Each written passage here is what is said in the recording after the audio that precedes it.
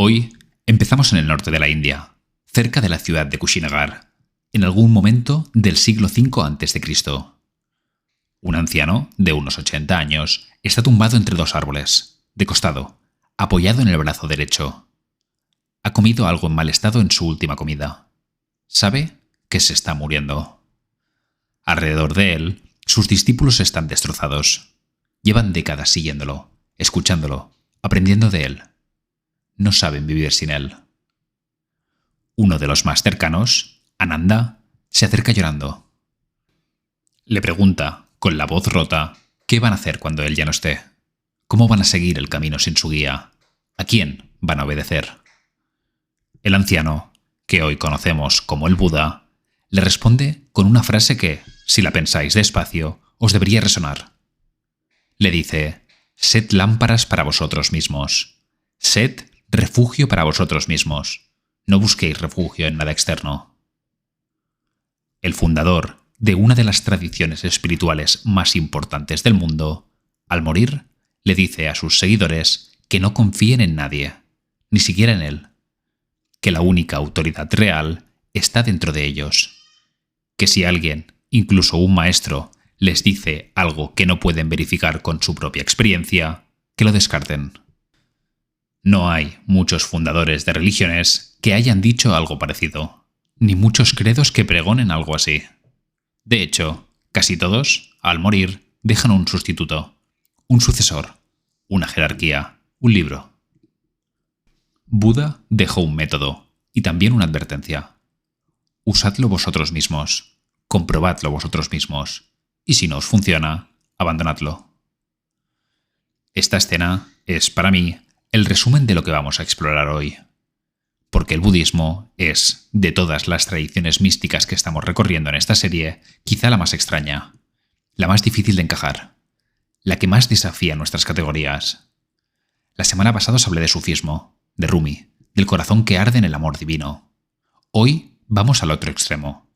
Vamos a una tradición que no habla de un Dios que ama, que ni siquiera habla de un alma que se encuentra con algo mayor, que dice, con una serenidad que a veces asusta, que el problema fundamental del ser humano es creer que es alguien, y que la liberación empieza el día en que dejas de creértelo.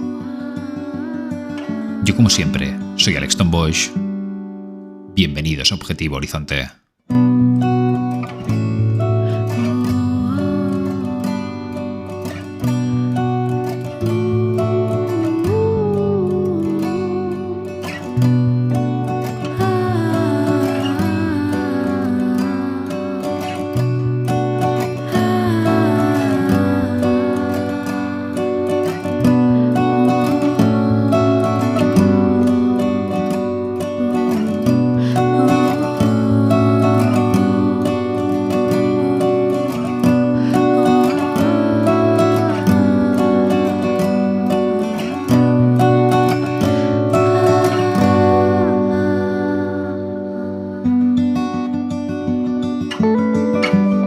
Si pudiera resumir en una palabra lo que el Buda pasó 45 años enseñando a lo largo de la cuenca del Ganges, esa palabra sería dukkha.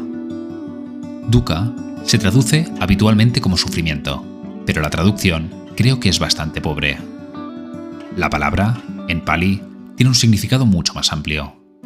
Designa algo así como la insatisfacción estructural de toda existencia condicionada.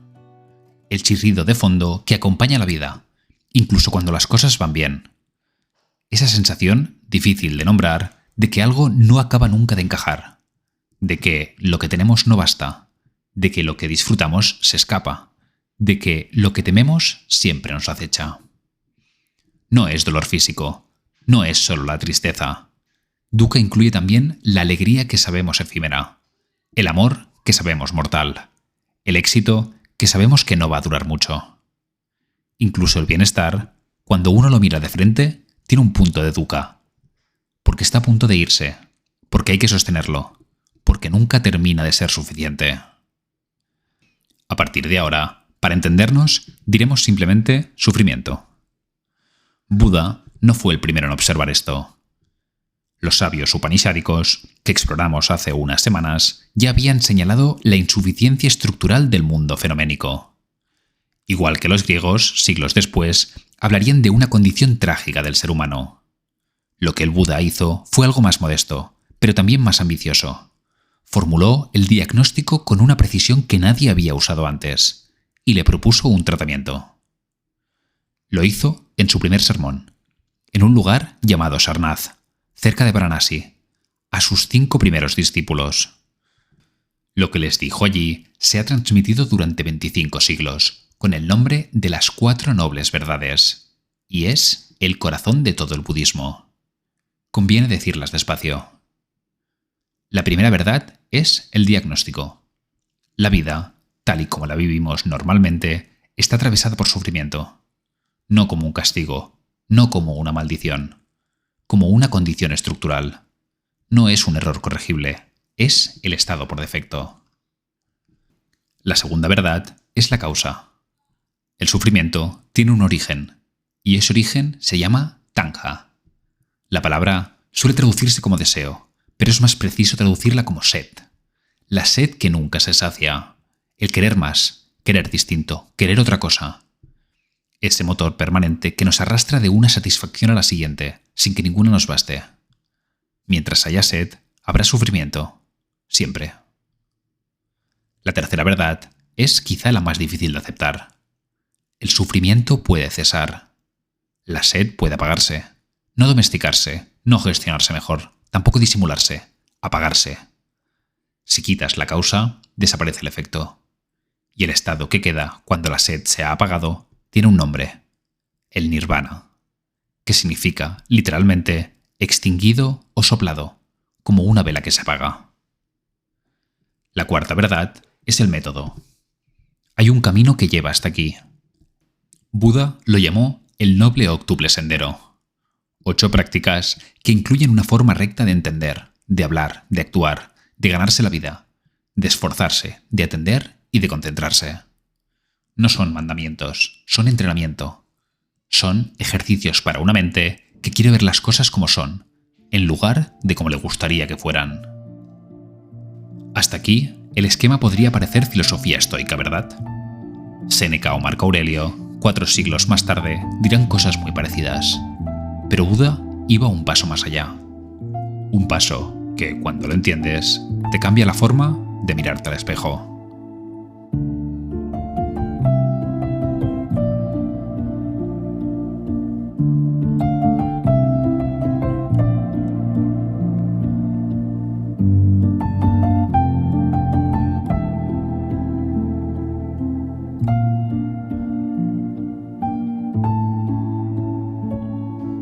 Si preguntas a cualquier budista qué es lo más radical que enseñó Buda, la respuesta probablemente no serán las 4 nobles verdades.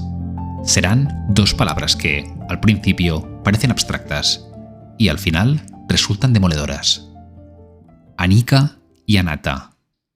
Impermanencia y no yo.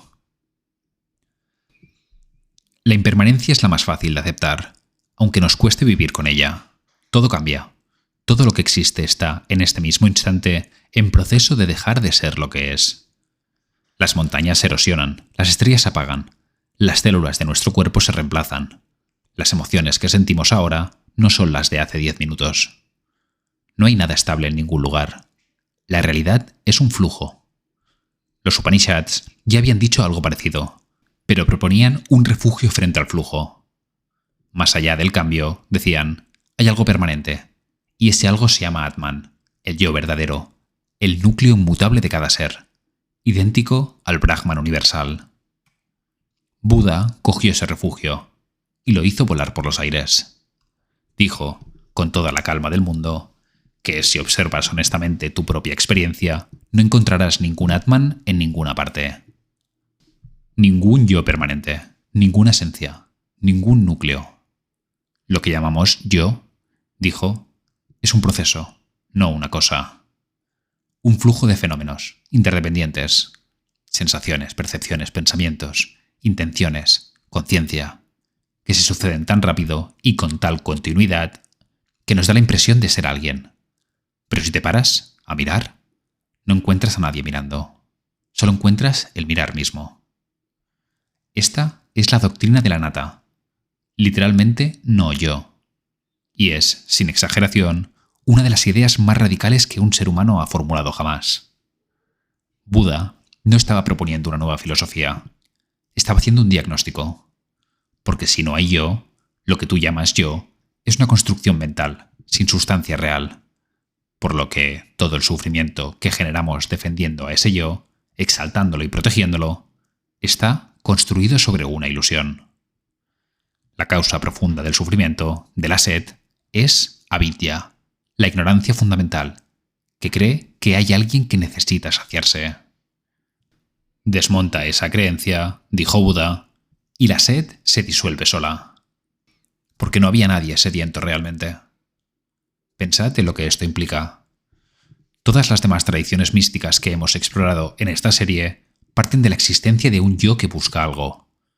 El yo del sufí que ama a Dios y se aniquila en él, el fana, que os contaba la semana pasada. El yo místico cristiano, que entra en la nube del no saber. El yo que Meister Eckhart decía que compartía el ojo con Dios. En todas estas tradiciones hay un sujeto que se encuentra con algo más grande que sí mismo. El budismo dice que ese sujeto, el que supuestamente se encuentra con algo, nunca estuvo allí. Que la experiencia mística no es el encuentro del yo con lo absoluto. Es la disolución de la ilusión de que había un yo, para empezar. Esta es la distinción más importante de toda la serie. Y no conviene difuminarla. El budismo no es una variante teísta con otro vocabulario. Es otra cosa. Ni siquiera postula un algo al que uno se entrega. El nirvana no es un lugar, ni un estado, ni tampoco una entidad. Es simplemente lo que queda cuando la sed se ha apagado y la ilusión del yo se ha disuelto. El silencio después de una pregunta mal formulada. Todo esto puede sonar frío, intelectual, desalmado incluso. Y durante mucho tiempo, esa fue también mi impresión sobre el budismo. Un sistema de análisis muy preciso, pero sin el calor que hemos encontrado previamente en Juliana de Norwich o en Rumi. Pero luego leí la historia de Kiesa Gotami y entendí que quizá me había equivocado. Kiesa Gotami vivía en Savatthi, una de las ciudades donde el Buda solía predicar, en lo que hoy es el norte de la India. Era una mujer joven, de familia pobre, que había tenido un hijo. Y ese hijo, su único hijo, murió siendo aún un bebé. Kiesa no lo aceptó. Cogió el cuerpo del pequeño y sin vida empezó a ir de casa en casa, por toda la ciudad, preguntando si alguien tenía una medicina que pudiera devolverlo. La gente la miraba con piedad. Algunos le decían que se había vuelto loca de dolor. Nadie tenía lo que ella buscaba. Finalmente, alguien le habló de Buda. Le dijo que si alguien había que pudiera ayudarla, era ese hombre. Kiesa fue a verlo, con el niño muerto en brazos, y le pidió desesperadamente que lo resucitara. Buda la miró y le dijo: «Sí, puedo ayudarte, pero necesito un ingrediente para la medicina. Tráeme un puñado de semillas de mostaza, con una condición. Tiene que venir de una casa donde no haya muerto nadie. Ni padre, ni madre, ni hijo, ni pareja, ni amigo, ni sirviente. Nadie». Kiesa se fue corriendo, con el niño en brazos, llena de esperanza. Llamó a la primera puerta. «¿Tenéis semillas de mostaza?» «Sí, claro», le dijeron. «Las semillas de mostaza son baratas. Todo el mundo las tiene. ¿Ha muerto alguien aquí?» La mujer de la casa bajó la mirada. «Hace 2 años», le dijo, «mi padre». Kiesa dio las gracias y se fue. Fue a una segunda casa. «¿Semillas de mostaza?» «Sí». «¿Alguna muerte familiar?» «Mi hermano, el invierno pasado». Kiesa siguió. Fue a la tercera, a la cuarta, a la 10ª, a la 20ª. En cada casa de Savatthi había habido muerte, en todas. No había excepción. Iba con el niño cada vez más frío en brazos, y con cada casa entendía un poco más algo que al principio no había querido ver. Finalmente se sentó, enterró a su hijo y volvió a Buda. Él la esperaba. Ella no dijo nada. no había nada que decir.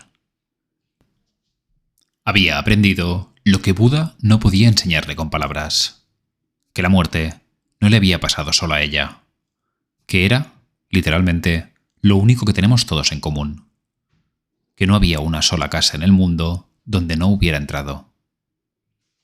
Creo que aquí Buda no estaba siendo cruel con Kisa, sino que estaba ofreciéndole la única medicina que le serviría, el ver la realidad, sin el filtro del yo al que le ocurren las cosas. Ver que el sufrimiento de Kisa, siendo absoluto para ella, y con razón, posiblemente la razón más terrible de todas, era también algo compartido con todos los seres humanos que han existido hasta el mismo día presente. Kisa se ordenó monja ese día y pasó el resto de su vida en el camino, completando su búsqueda. La tradición la recuerda como una de las primeras grandes discípulas de Buda, no porque hubiera recuperado a su hijo, porque había dejado de necesitar recuperarlo. Una historia que no nos ofrece consuelo. No dice que haya un cielo, donde todos los que se han ido nos esperan. No promete un reencuentro. Solo dice, mira lo que es. Y en ese mirar, sin escapatoria, algo se ablanda. No el dolor es real, sino la resistencia al dolor, que es lo que lo convierte en sufrimiento. El dolor que se mira, sin huir, no deja de doler, pero quizá deja de romperte.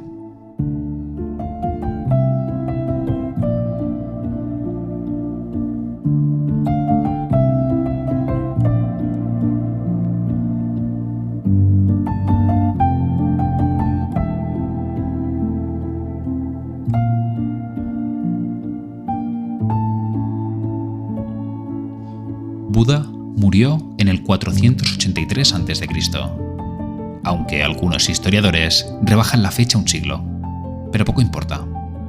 Su comunidad, la Sangha, siguió sin él, y lo que vino después es una de las expansiones culturales más fascinantes de la historia.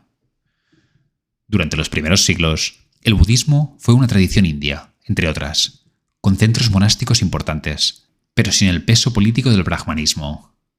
Pero eso cambió con un emperador muy concreto. Nos encontramos a mediados del siglo III a.C.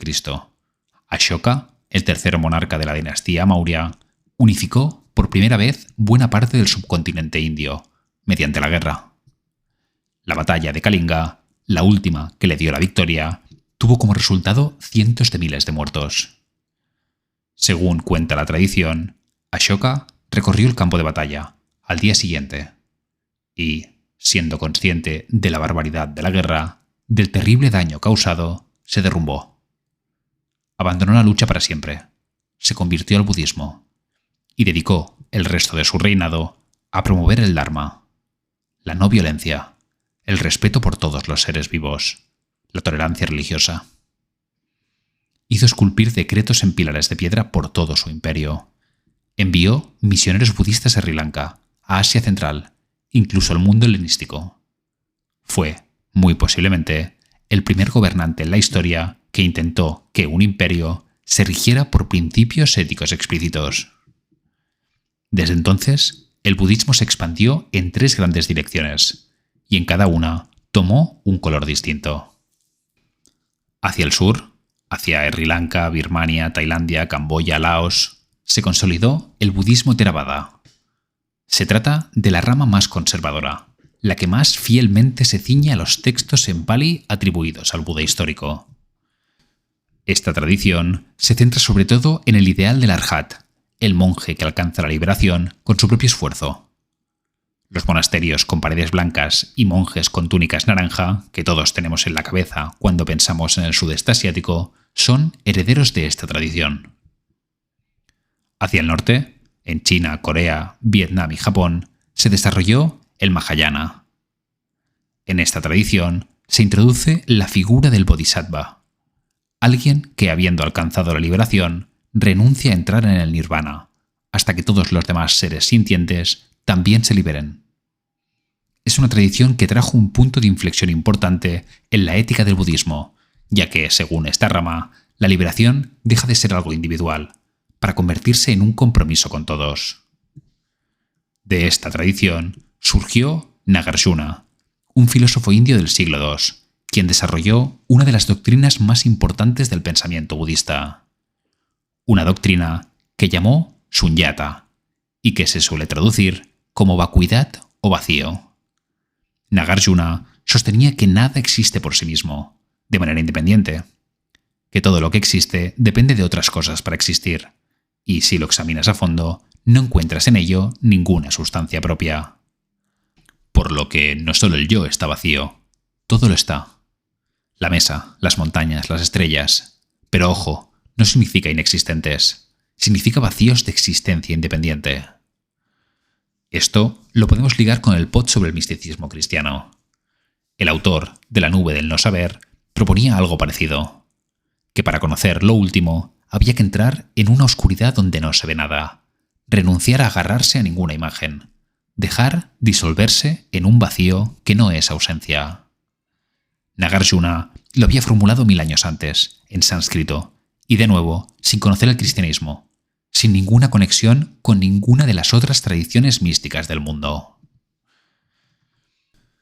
Otro punto interesante es cuando la tradición mahayana llegó a China en el siglo I y se encontró con otra tradición filosófica, el taoísmo, y ambas se fusionaron creando un nuevo punto de vista, una nueva manera de mirar. A esa nueva manera, en China se la llamó Chan, y al cruzar a Japón, siglos después, se pronunciaría como Zen, el cual todos conocéis, llevando la intuición budista a su expresión más pura.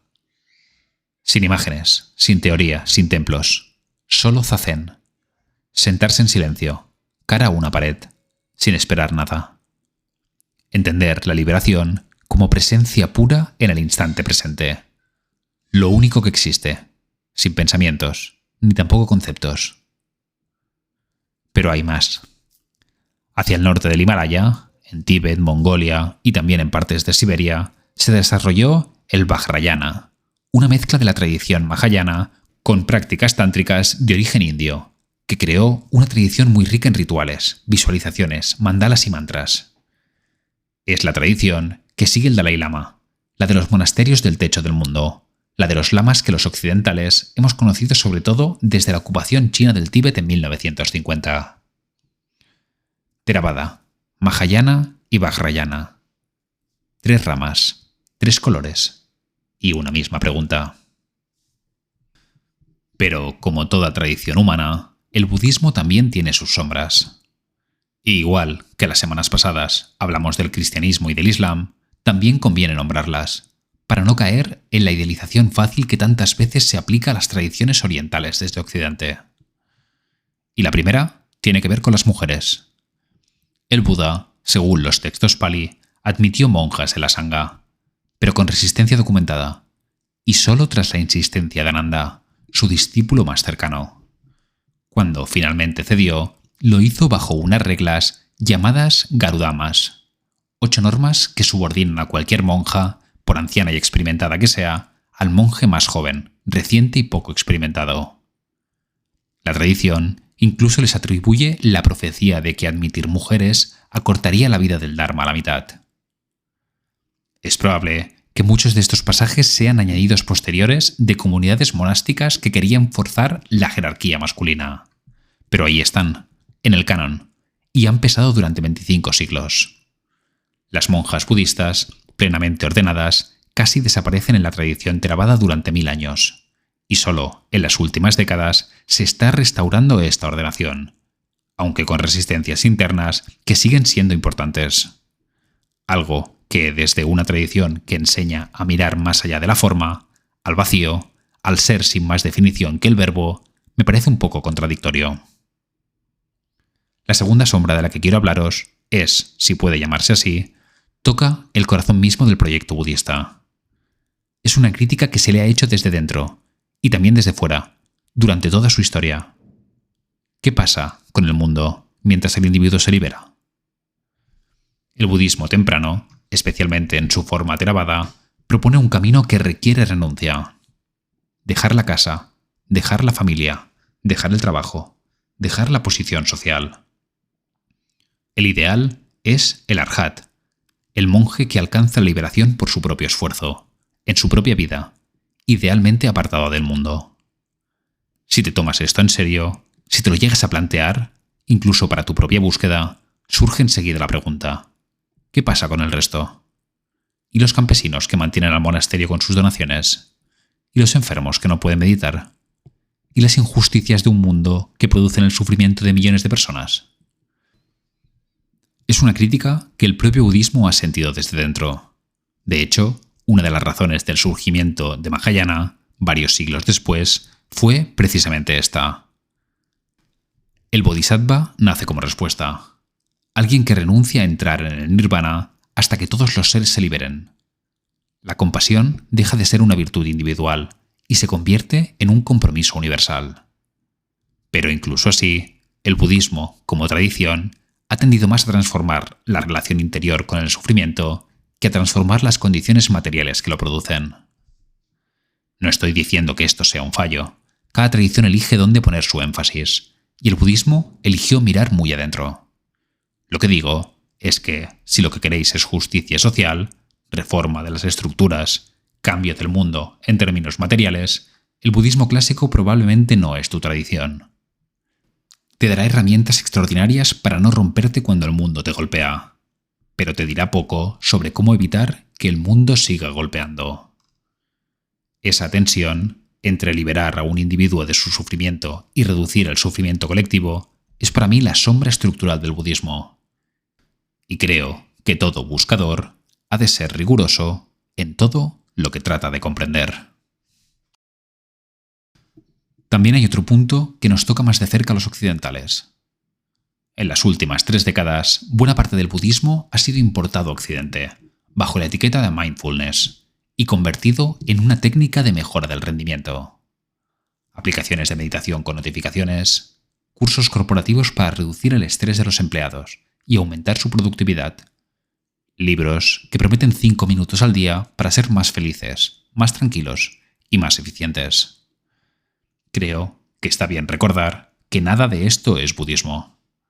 Buda no enseñó mindfulness para que la gente trabajara mejor. Enseñó una práctica radical, cuyo objetivo era disolver la ilusión del yo y salir del ciclo del sufrimiento. Sacar la meditación de este contexto y convertirla en una técnica de bienestar laboral es como usar una catedral para guardar bicicletas. Y cuidado, esto no significa que el mindfulness no tenga ningún valor. Hay evidencia de que reduce la ansiedad, de que mejora la concentración, incluso de que ayuda en algunos tipos de depresión. Pero llamarlo budismo es confundir la superficie con el fondo.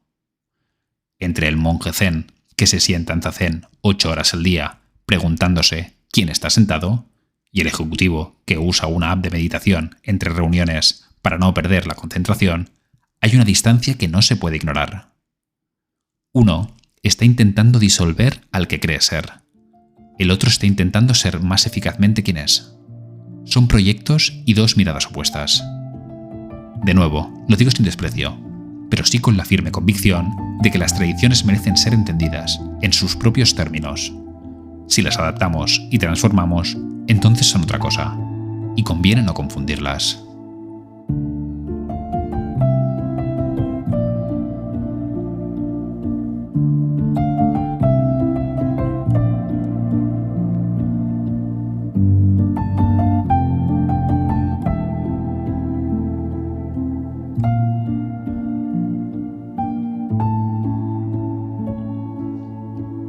Os decía al principio que el budismo iba a ser el momento más incómodo de esta serie, porque no encaja del todo. El sufí habla de Dios y de un amor que aniquila. El místico cristiano habla de una oscuridad donde Dios se da a conocer. El Advaita Vedanta hablará la semana que viene de un yo último, que coincide con la realidad última. En todos esos casos hay algo al final del camino, una presencia, lo absoluto, aquello que es Dios.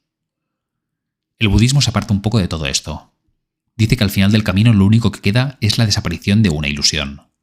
Que no hay Dios que reciba el alma, porque no hay alma y no hay Dios, como entidades separadas. Que el nirvana no es un lugar al que se llega, sino un ruido que cesa. Y pese a todo esto, los místicos cristianos leyeron a Nagarjuna, en el siglo XX, y se reconocieron. Los maestros Zen citan a Meister Eckhart como si fuera uno de los suyos, y Eckhart, que no conocía el budismo, decía cosas que, puestas al lado del zazen, parecen instrucciones para lo mismo. Rumi y el Buda habrían discrepado sobre si hay o no un Dios al que amar, pero ambos habrían coincidido en que el yo que crees ser no es lo que eres, en que agarrarse a ese yo es la causa del sufrimiento, y en que soltarlo es el camino del que busca. No estoy diciendo que todas las tradiciones digan lo mismo. Estoy diciendo algo que creo que es más interesante. Que hay una estructura común. Ver lo que hay, lo que es, lo que queda cuando el ilusorio se disuelve. Y que se repite, como estamos viendo, en tradiciones que no se comunicaban. Y sí, dentro de esa estructura común caben variaciones muy diversas. El budismo es una de ellas. La más austera seguramente. La que menos concesiones hace a la necesidad humana de una presencia. Y tal vez por eso, la más honesta en su forma de mirar al sufrimiento humano, sin prometer más de lo que puede dar. Aunque no estoy seguro del todo. Kisa Gotami no recuperó a su hijo. Juliana de Norwich nunca dejó de saber que el mundo era terrible. Rumi lloró a Shams hasta el final de sus días. Lo que cambió en los tres casos no fue el dolor, fue la relación con el dolor. La tradición budista dice esto con una claridad que las otras a veces difuminan.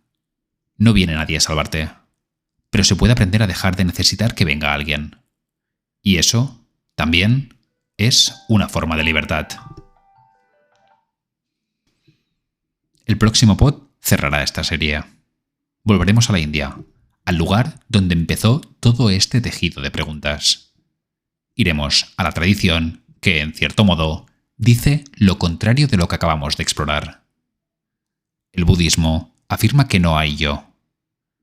El Advaita Vedanta afirma que solo hay yo, aunque el yo que crees ser no sea el que eres.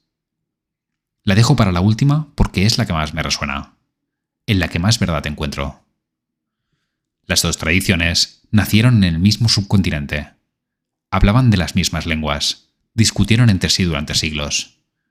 Y sin embargo, si las lees despacio, no siempre está claro que estén diciendo cosas opuestas.